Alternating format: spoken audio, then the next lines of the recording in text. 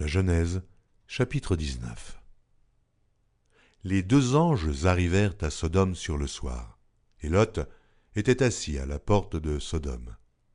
Quand Lot les vit, il se leva pour aller au-devant d'eux et se prosterna la face contre terre. Puis il dit : « Voici, mes seigneurs, entrez, je vous prie, dans la maison de votre serviteur, et passez-y la nuit.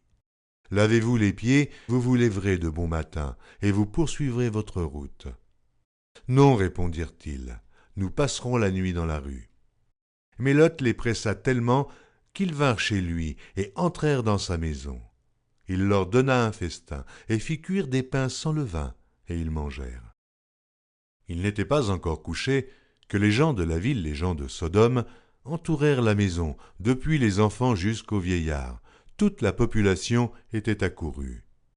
Ils appelèrent Lot et lui dirent : « Où sont les hommes qui sont entrés chez toi cette nuit ? Fais-les sortir vers nous, pour que nous les connaissions. » Lot sortit vers eux à l'entrée de la maison et ferma la porte derrière lui. Et il dit : « Mes frères, je vous prie, ne faites pas le mal. Voici, j'ai deux filles qui n'ont point connu d'homme. Je vous les amènerai dehors et vous leur ferez ce qu'il vous plaira. Seulement, ne faites rien à ces hommes, puisqu'ils sont venus à l'ombre de mon toit. » Ils dirent : « Retire-toi. » Ils dirent encore : « Celui-ci est venu comme étranger, et il veut faire le juge. Eh bien, nous te ferons pis qu'à eux. » Et, pressant Lot avec violence, ils s'avancèrent pour briser la porte.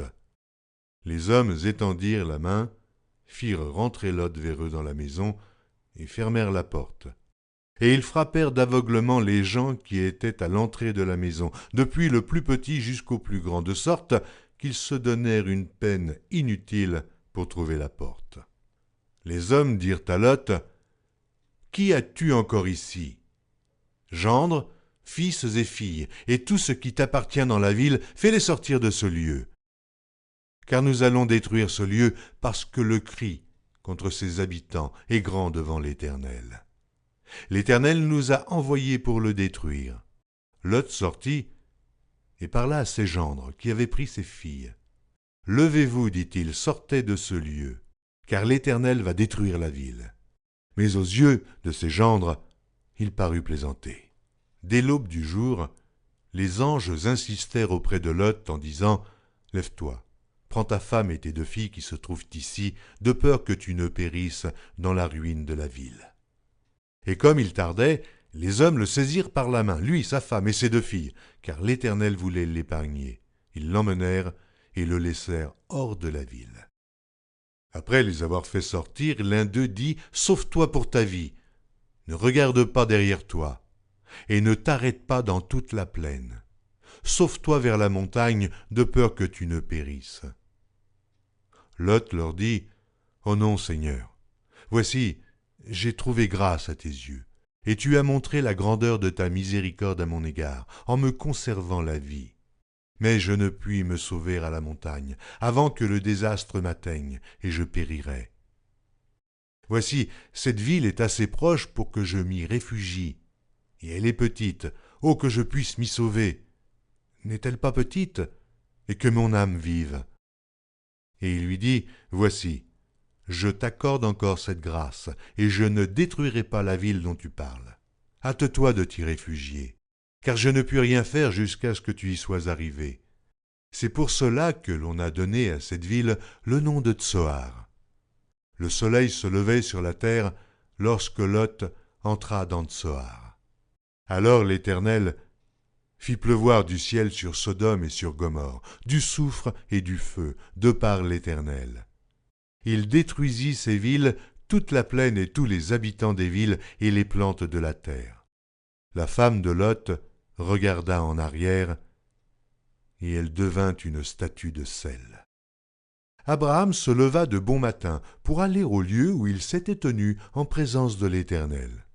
Il porta ses regards du côté de Sodome et de Gomorrhe, et sur tout le territoire de la plaine. Et voici, il vit s'élever de la terre une fumée, comme la fumée d'une fournaise.